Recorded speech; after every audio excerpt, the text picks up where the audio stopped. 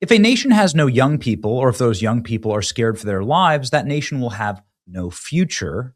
That's what's happening right now in the West, as some of our most beautiful and brightest young people are cut down in the prime of their lives by left-wing policies that are designed to kill them. It's not some accident. It's on purpose. It's attacking Western civilization at its very core, at its source point. The young children of the West are being brutally hunted down and butchered by leftists through open borders, restorative justice, or mind-warping ideologies that poison people into violence. We've seen it happening wholesale, and there needs to be a counteraction to this. Of course, a great offender of this is bringing in people from cultures that are incompatible with Western civilization. You can see here the mugshots from the English islands. Why are all these people in England? Why are these individuals in England? They couldn't get to England. It's an island. They were brought there on purpose. They made a policy decision. They didn't row a boat. They didn't fly a plane. Most of these countries don't have boats or planes. They couldn't get there if they wanted to in the year 2026. They were brought by the government. They were given a golden ticket to go rape, pillage, murder, stab to death. Henry Novak, a young British man, age 18, who was stabbed to death and then choked on his own blood for an hour, awaiting authorities to arrive, by this man right here, who does not belong in England. And then his mother right here hid the murder weapon. And their entire family colluded to lie to the authorities and say that Henry Novak was behaving racistly. And so therefore he deserved to die because he said naughty words. This, whatever the hell this is, what some are calling it the mouth of Sauron, raped women on the beaches and then smiled like that after his sentencing. Why would you allow this? Why would you complicate these matters? Because every nation has problems. Why would you complicate them by bringing in incompatible cultures from the third world? It is insane and a cruelty to the native people of your land. And this is worldwide news. It is the biggest news story on the planet. And it is inspiring some people to really look at British culture and ask some very, very difficult questions. Here, this post is going viral for a reason. YouTuber Constantine Kislin. Britain has a moment of silence for George Floyd. Our politicians kneeled en masse to show their outrage at the killing. "I can't breathe" became a slogan. George Floyd died on the other side of the world. He wasn't British. Henry Novak was British. His treatment by the police is shocking, negligent in the extreme. Yet there's not a minute of silence. There's no coordinated public campaign. There's no kneeling at sporting events, and we all know why. During the summer of BLM, some people said all lives matter.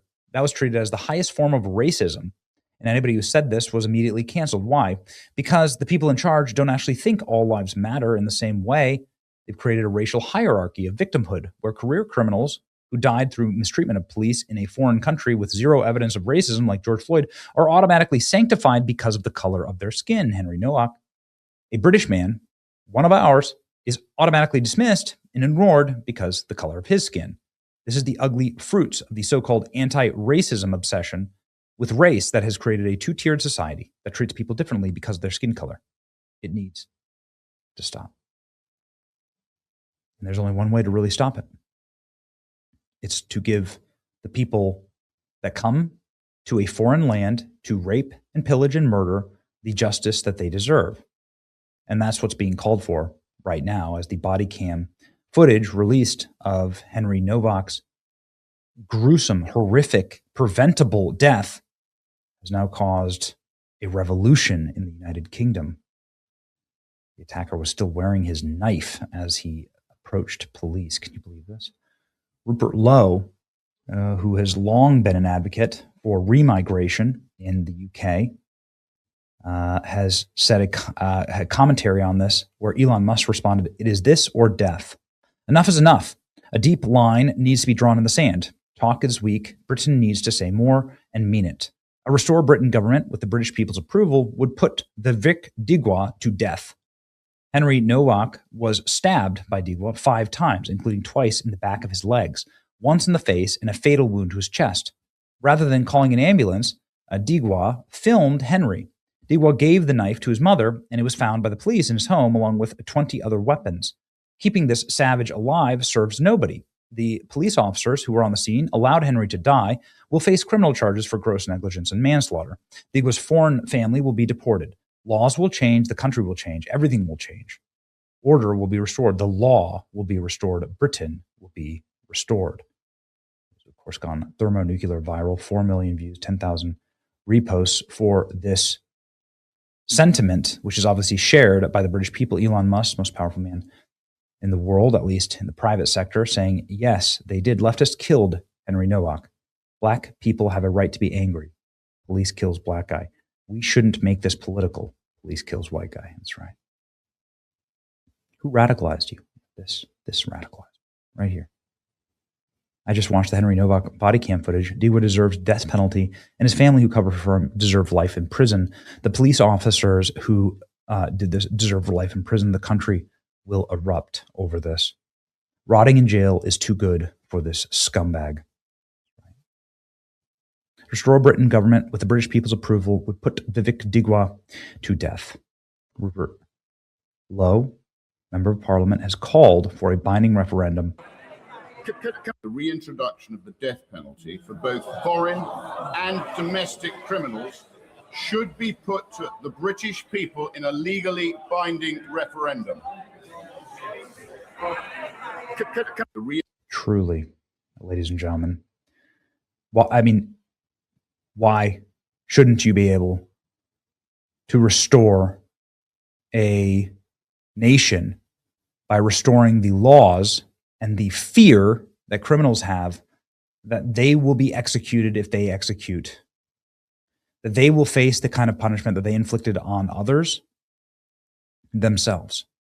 The fact that these foreigners can invade a country and kill people without receiving the death penalty is absurd. It is absurd.